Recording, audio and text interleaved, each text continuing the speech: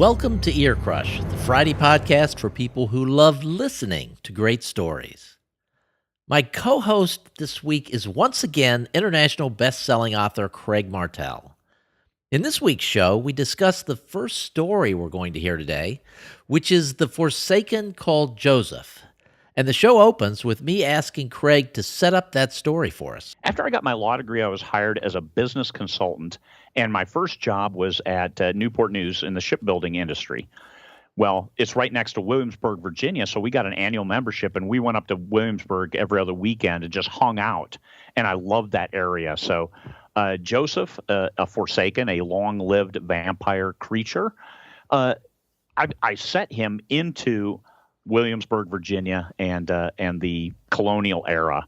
And so I wrote this story from that perspective. And I love it because I can visualize it so well. All right, so we're listening to audio versions of these, and they're narrated by Kate Rudd, who did the entirety of the Terry Henry Walton Chronicles and is doing all of the Bad Company series. Are you a person who listens to audiobooks? Because I know a lot of authors don't like to listen to their own words. I do not, simply because I don't have the bandwidth to download them. Where I live, I have limited download capability. So, what's been the feedback of the people of your fans to the audiobooks in the various series? I think they like them. I haven't heard a bad word, but I have to say I really haven't heard good words either. I don't know. I've heard people say, "Yeah, I love all your books. I've got them on audio," but that's about the extent of it. Not, "Hey, it's overwhelming. It's a great experience. I listen in my truck while I'm driving," or whatever it might be. So actually, it's almost like I don't hear anything. It's interesting. The idea of the interaction between the author and the reader seems to be much more vibrant, and there are these communities on Facebook where this communication happens, and there really isn't anything like that I've seen for audiobooks. It's just I have seen people say when we went to the Bad Company and people saw that Kate was going to narrate that, they were excited that Kate was going to continue to do it because they loved her work, but there is no communication like a story-by-story communication the way there is on Facebook for the various stories. I don't know why that is, but it's an interesting difference. And that's one of the reasons we're doing this show is to try and find a way to communicate with the people that listen and love to listen to audiobooks. That's a great idea. You guys are great at trying to explore that and find that the way to contact and touch the readers better. Because I would love to, like this, just talk about, hey, here's this story, here's what I was thinking when I wrote it, and keep it all in audio so you can listen to it while you're driving, while you're doing something else, cleaning the house, while you're barbecuing, whatever you're doing. You can listen to the stories and get engaged and engrossed in the stories. And the market for audiobooks is growing like crazy. The latest numbers I saw up in New York, there's the year-over-year gains like 22, 23%, something like that. Massive. And unit sales, not just gross revenues, but unit sales. So it is massive, and people... It's not taking away from reading either, because the people that listen to a lot of audiobooks also read a lot of audiobooks, and numbers that are just exponentially higher than the general population. So it's a great market, and we're thrilled to be able to provide the Ear Crush service to people, the podcast to people, so that they can listen to these stories.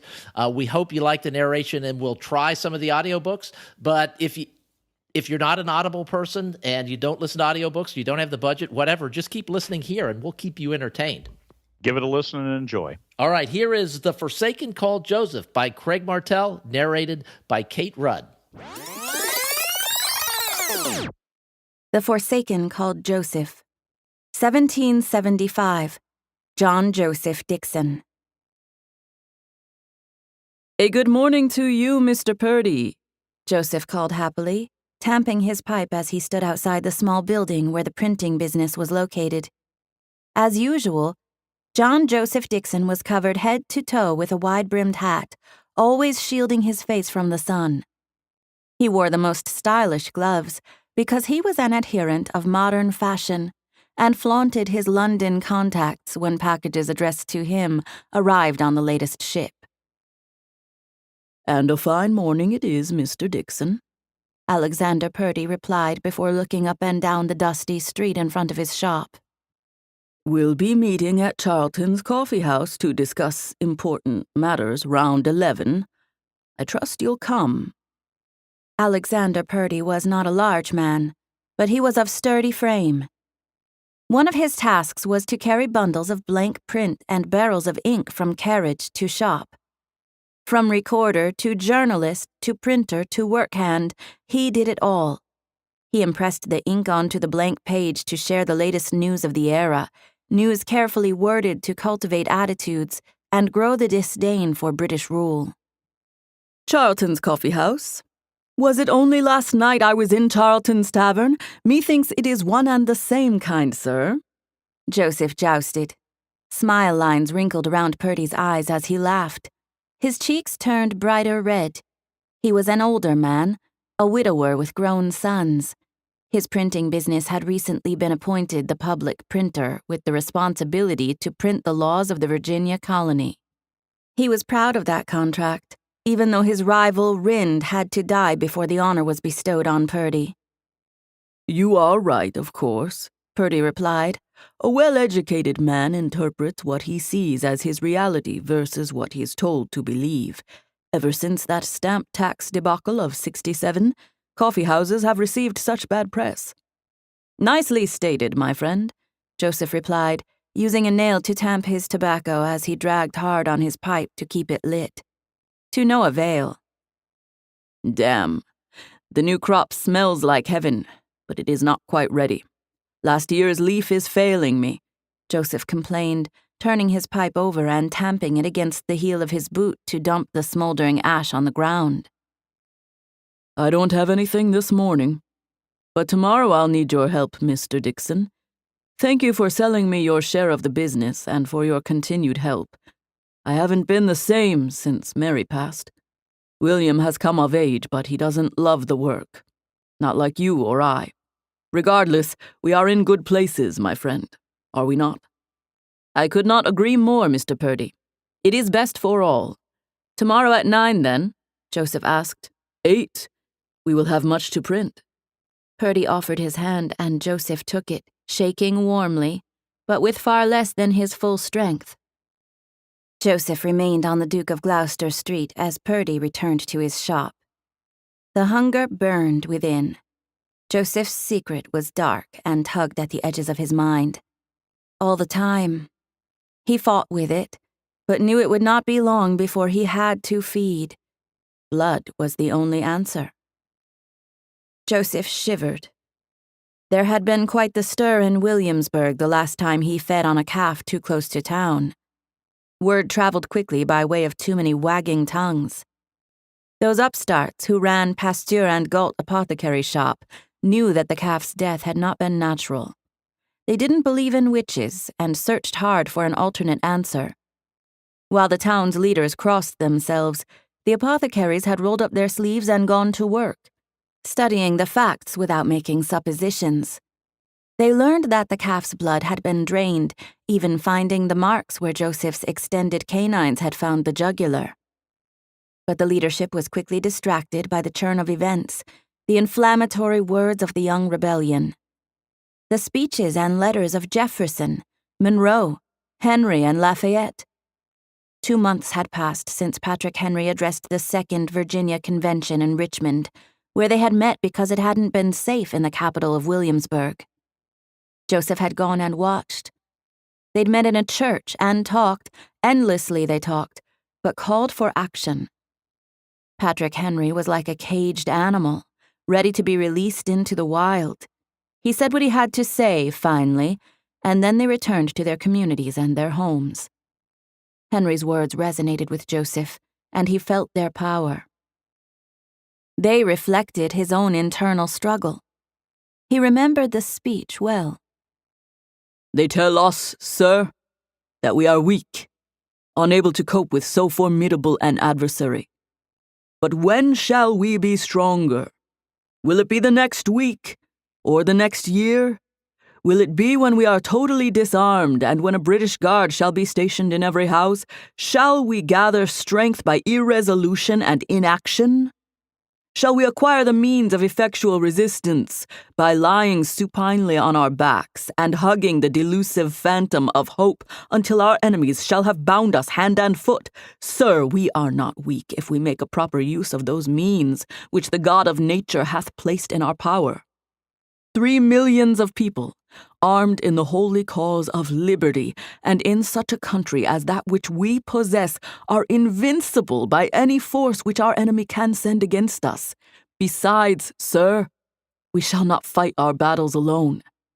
There is a just God who presides over the destinies of nations, and who will raise up friends to fight our battles for us.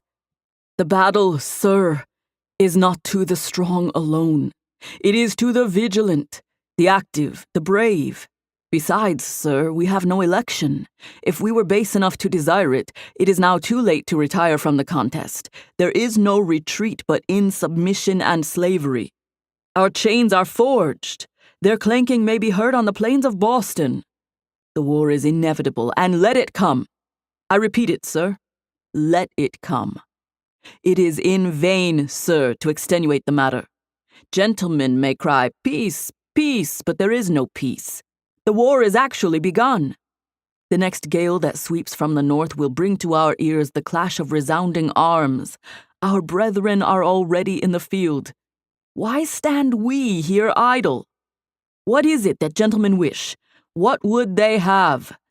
Is life so dear or peace so sweet as to be purchased at the price of chains and slavery? Forbid it, Almighty God! I know not what course others may take, but as for me, give me liberty or give me death. Joseph knew that he would forever be a prisoner within his own body, afraid to die, while being afraid to live. It was his cursed life for him to make the most of. He chose a direction and followed it, the road out of town toward the coast. He walked briskly, and when out of sight of the townspeople, he started to run, far faster than any human should have. He slowed when he felt them ahead. British military, coming to join the garrison in Williamsburg. He dodged off the road, finding a place to hide, and he waited. When they passed, he saw in their minds that soon they would stop and rest before entering Williamsburg. He followed them, quietly, as the silent predator he had become. They stopped and sat by the side of the road. "I need a crap," one of them told his fellows to their catcalls and laughter. He ventured into the woods, finding a secluded spot to take care of business. He leaned his musket against a tree, hanging his harness from it. He unbuttoned his red jacket, folding it and setting it respectfully on the ground. The soldier undid his trousers and started pulling them down when Joseph struck. The Forsaken gripped the man's chin and viciously yanked it backward until the neck bones strained, threatening to break. He bit deeply and drank fully while the man flailed, unable to scream.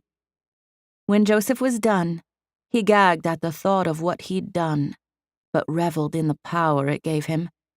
He looked at his victim, a soldier, with his pants around his ankles. The indignity of it, and a horrible way to die. Joseph leaned the man against the tree, pulled some nearby nightshade from the ground, and stuffed it in the man's mouth. The apothecaries would not be fooled, as they knew what poisoning looked like, but it was the best Joseph had at the moment. The Forsaken headed deeper into the woods, taking the long way back to town. He wanted to meet with the good people at the so-called coffee house. He could use a fresh cup. Joseph hoped that Thomas Jefferson would be there. The redhead had a way with words that never failed to make Joseph marvel. He enjoyed their spirited discussions. "Give me liberty or give me death," Joseph told the silence of the wood's darkness. "I shall have neither. But maybe you can, good people of Virginia." That was A Forsaken Called Joseph by Craig Martelle and narrated by Kate Rudd. That same dynamic duo is the source of our second story today as well, The World According to Clovis. The World According to Clovis. So many people. I love people, the dog thought. Hear me roar in joy. The coonhound puppy barked and barked until he was picked up. Wow! I sing the song of my people and someone picks me up. Look at that food. I love being picked up. Shh, little puppy. Look at those big eyes. Who's a good boy? Said a woman with blue eyes and a silver streak in her otherwise black hair. Who? I have to know. Who's a good boy? Clovis asked, whimpering, engrossed in anticipation. Oh, have to pee. All better now. Where were we? Clovis, the pretty young woman said, holding the puppy at arm's length as she looked at the wet spot on her pants leg. Wow, look at that sandwich. That little boy has a sandwich. Put me down, Clovis thought. Almost in response, he was set gently on the ground. He bolted like greased lightning. At least that was what he thought, as he stumbled and tripped his way to the proffered sandwich. With one final superdog leap, he cleared the final blades of grass. His dog mouth wrapped around the sandwich, and his terrifying assault ripped the sandwich from the young boy's grip. He started to cry. Clovis gulped the sandwich down. Sandwich and play. I love people. An older woman started to chase him, and he ran, dodging under a table, among chairs, and between legs until she gave up. Shoo, you mangy cur! Another dog. Where'd you come from? Clovis growled and snapped, prancing back and forth in challenge to his fellow canine. The wolf bitch raised a paw and smacked the puppy on the head. Oh! Clovis cried and started to whimper. What did you do that for? Go away, she told him. I want to be big like you, Clovis said, happy once again. The surprise and pain of being on the wrong end of a wolf's paw long forgotten. Clovis, the pretty young woman called. The dog looked around but couldn't see her. When he turned back, he had to dodge out of the way as the wolf tried to pee on him. Hey! Clovis squatted and peed in the same spot to add his mark to the wolf's stench. What did you get into? Clovis looked back to see two hands wrap around his sides and pick him up. Her round human face came close and sniffed. His tongue lashed out and caught her nose. She tickled his nose back. He liked her. Clovis licked her fingers. He tasted jerky, which reminded him. He was hungry. Clovis thought the ledge had been lower.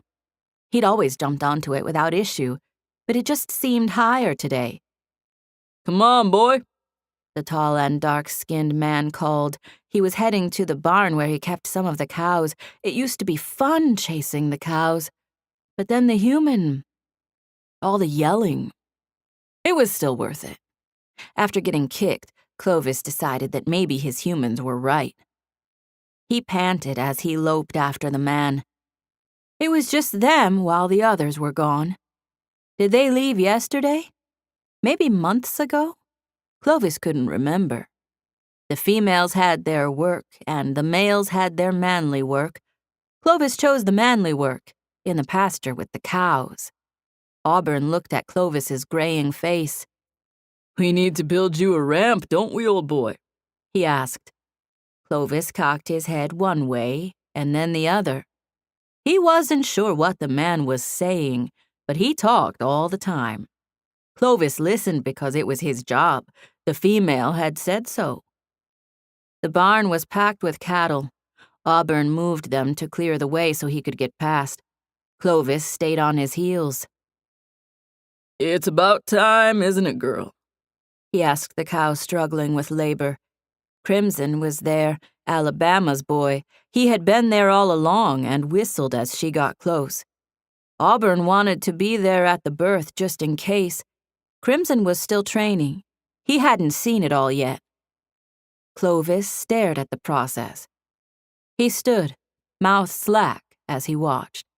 He'd seen it before, but it always amazed him how cows could poop out baby cows. Clovis always looked and sniffed at his butt, wondering why he never produced a puppy. He figured that he wasn't eating the right stuff. Auburn was relaxed and calm, which made Clovis calm. The calf was born without issues, and the big man cleared the way so they could leave. He didn't go to the house, though, but the stable, where he hitched the horse to their cart. He waved for Clovis to jump in, but it was too high. Clovis whimpered. "I'll just run alongside if that's okay," he thought. "You ride up here with me," the nice man said, getting down to pick Clovis up and put him up front. "I can see the whole world from up here," he exclaimed as he sat on the padded bench next to the human. The ride was fraught with danger and adventure as Clovis imagined crazed beasts attacking from all sides. He barked at them as the man rubbed his back and held him close. The cart rolled into the main community of North Chicago, and Clovis's favorite spot, the park where there were always other dogs and people. Children, mostly. He loved the children. When the cart stopped, Clovis leaned over the edge to jump down. "Hang on, boy," the man said kindly. He got down first and walked around to where he could get a good grip and lower the old coonhound to the ground. Clovis wagged his tail furiously. He loped away, looking for something to eat, but he heard a voice. The musical voice of the one with glowing blue eyes. He hoped she had some jerky. She did last time he saw her. Was that yesterday? It didn't matter. Even yesterday was forever long ago. He saw her. There with the others, his whole pack. Holy crap! He ran toward them, reveling in his speed. He leapt for her. A big man stepped in the way and caught Clovis. "Hey, buddy," Terry said, holding Clovis close. Terry leaned close to Cordelia so Clovis could lick her face. "When are you going to train this dog?"